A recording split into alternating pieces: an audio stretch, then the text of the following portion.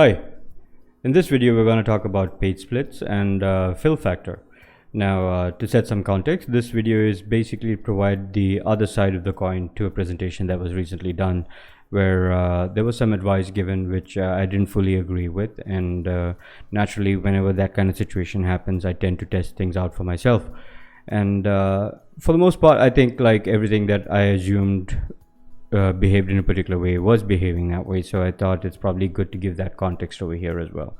Now the intention of this particular video is not really to get into an argument about who is right or wrong, just to provide both sides of the coin so that end users can then decide for themselves how they want to proceed. Now before we can get started, I think the most important thing would be to kind of define what a page split is. Now, if you've worked with SQL Server long enough, you've heard the term page split, and what it really means is the things that SQL Server have to do to insert data into a page that is full. So if you're familiar, you know that there is a page, it's 8 kilobytes in size, and as a result there's only a certain amount of data that can be inserted into it. And typically, because the default fill factor of SQL Server is 100%, the page itself gets stuffed until it's 100% full. Now this is all good as long as the data that you're inserting into the page is the final data that you want to insert. In other words, once data is inserted into the page, it doesn't really change. So that's all well and good for situations where you have some kind of sequential key. However, sometimes what happens is you get into a situation where you're inserting data into a page. For example, let's assume that this green box here is a page and we're inserting the rows A, C, D, E, and F. Now as you can see, we are missing the letter B. So at some point someone decides that they want to insert the letter B into this table, and that's good. We can do that as long as the table doesn't have a clustered index. However, because most tables have clustered indexes, what happens is the clustered index requires that the page be sorted, and as a result, because the sort is being implemented, B has to be sitting between A and C, which unfortunately we cannot really do with this page because it's 100% full. There's really no space to insert the data.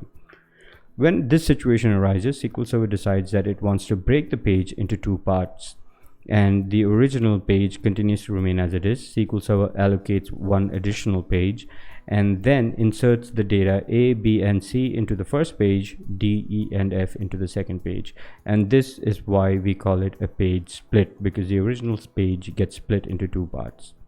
Now the good thing for us is that page split typically reuses the original page, and the second page most of the time tends to reside fairly close to the original page, but there's no guarantee of that. So as you can see here, the first page might the page that we initially started off with might be page number 1000 in extent 1, and the second page could be page number 34,000 in extent 800. It could be on the totally opposite side of the disk, or even on another disk maybe.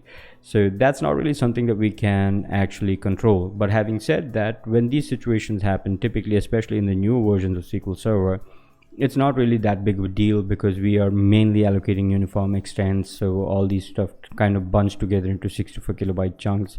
The other thing is the fact that when this happens, SQL Server, as it's part of querying the data, usually performs something called read ahead.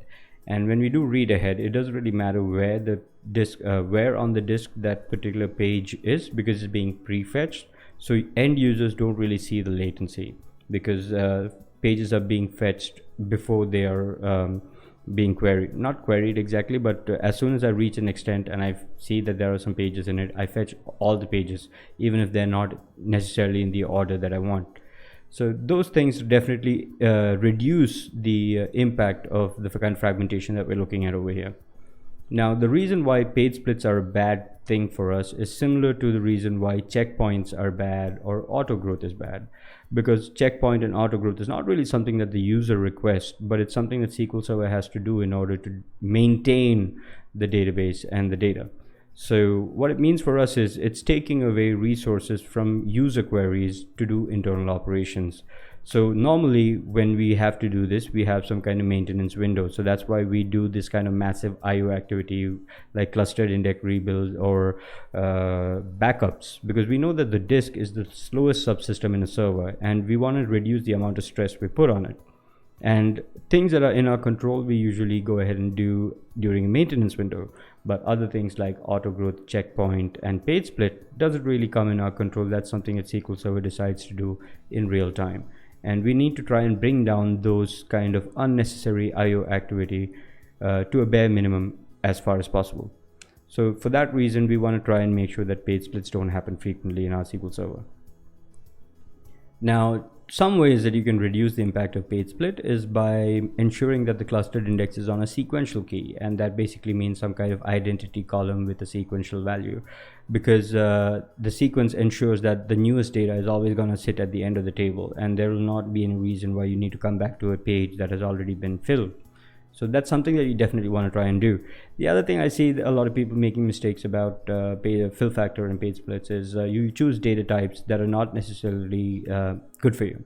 And what I mean by this is you could have nvarchar or some extremely large precision set for some data type, even though the data itself doesn't really require that much precision or that width as far as the data type is concerned. And this results in you wasting space in the page, and that space could have been used to stuff more data into the table, reducing the number of times that page splits would have happened in the first place. So these are some things that I think people tend to skip or miss, and that's why I tried to highlight it over here. The third thing is obviously identifying the fill factor and maintaining the indexes. This was something that, again, I felt was being discouraged in the other video. It was basically being mentioned that fill factor and maintaining indexes, etc., is nothing really that's going to give you a significant improvement in performance. So if you want to do it, but it's nothing to really write home about. It's nothing that's going to really improve the performance per se. And I disagree with that. I think fill factor and maintaining indexes definitely help significantly as far as improving the performance of the system is concerned by reducing the number of page splits. So I guess it's time for a demo. So let's go ahead and have a look at that.